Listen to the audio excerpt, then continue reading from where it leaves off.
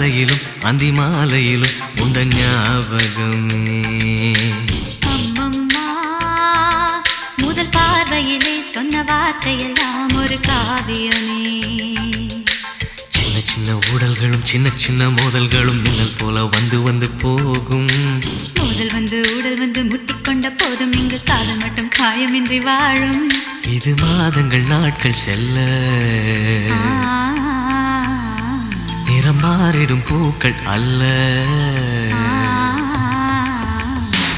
மீனம்மா அதிகாலையிலும் அந்தி மாலையிலும் உந்த ஞாபகமே.